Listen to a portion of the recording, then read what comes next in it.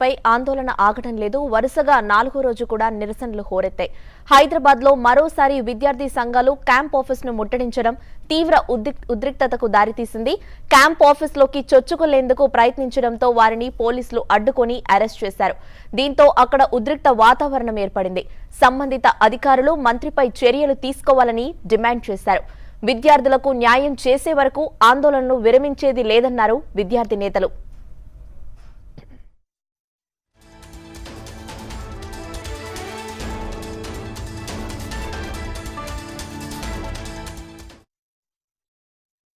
మా మీద కేసులు బుక్ చేయకుండా ఈ ఇంటర్ విద్యార్థులు ఇంటర్ ఫలితాల మీద ఎవరైతే ఈ 20 మంది విద్యార్థులకి ఎవరైతే బలయ్యారో వాళ్ళపైన అరెస్ట్ చేయండి, వాళ్ళపైన కేసులు పెట్టండి అని ఒకటే మా డిమాండ్. ఎందుకంటే సీఎం కేసీఆర్ గారు కావచ్చు, ఎవరైనా కావచ్చు, మా విన్నపం ఒకటే, దయచేసి ఇంటర్మీడియట్ విద్యార్థులకి మీరు చనిపోయిన 20 మంది విద్యార్థులకి వాళ్ళ ఫ్యామిలీకి మీరు అందరూ అండగా ఉండి మీరు అందరికి సాయం చేయాలని మేము కోరుకుంటున్నాము. ఒక స్టూడెంట్ లైఫ్ ని స్పాయిల్ చేస్తుంటే ఏం చేస్తున్నారు? బోర్డు అంతా, ఇంటర్మీడియట్ బోర్డు అంతా ఏం చేస్తున్నారు? ఇంటర్ ఫలితాల్లో అవకతవకలపై తెలంగాణ వ్యాప్తంగా ఆందోళనలు హోరెత్తాయి. కాంగ్రెస్ పార్టీ ఆధ్వర్యంలో కలెక్టరేట్ల ముట్టడి పలుచోట్ల ఉద్రిక్తతలకు దారితీసింది. ప్రభుత్వ వైఫల్యం వల్ల లక్షల మంది విద్యార్థులు ఇబ్బంది పడుతున్నారని ఆరోపిస్తూ కాంగ్రెస్ నేతలు, కార్యకర్తలు ధర్నాలకు దిగారు. రంగారెడ్డి జిల్లా కలెక్టరేట్ వద్ద ధర్నాలో మల్రెడ్డి రంగారెడ్డితో పాటు పలువురు నేతలు పాల్గొన్నారు.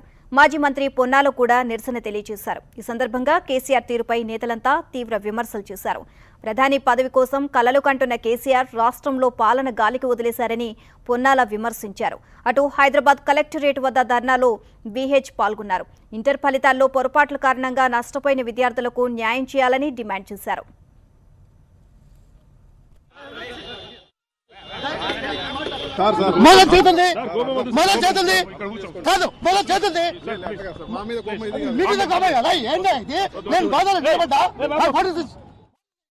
కారు దిగగానే కనీసం నిలబడి ఈ కలెక్టర్ ఆఫీస్ ముందు మాట్లాడడానికి కూడా అవకాశం లేకుండా పోలీసులు నిర్బంధం చేయడం, దౌర్జన్యం చేయడం, మరి చేతులతో నూకేయడం లాంటివి చూశాను. 40 ఏళ్ళు రాజకీయాల్లో ఉన్నాం, అధికారంలో ఉన్నాం, ప్రతిపక్షంలో ఉన్నాం.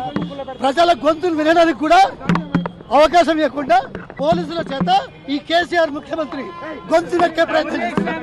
ఈ వయసు పొన్నాల లక్ష్మి కాదు, ఈ వయసు 34% ఎవరైతే కాంగ్రెస్ కి మద్దతు ఇచ్చారో తెలంగాణలో 34%, దాదాపు 1.5 కోటి మంది ఓటర్ల వాయిస్ గా గుర్తించాల్సిన అవసరం ఉంది ప్రజాస్వామ్యంలో. ఈ వయసు 10 లక్షల మంది కుటుంబాలకు చెందిన ఇంటర్ విద్యార్థుల వాయిస్ గా గుర్తించాల్సిన అవసరం ఉంది. ఫామ్ హౌస్ లో పండుకొని ప్రధానమంత్రి గారికి అంటూ 23 మంది విద్యార్థుల ఉసురు పోసుకున్న ఈ రాష్ట్ర మరి ముఖ్యమంత్రి సమాధానం చెప్పాలి, క్షమాపణ చెప్పాలి. సూర్యాపేట్ కలెక్టరేట్ వద్ద కాంగ్రెస్ నేతలు ధర్నా చేపట్టారు.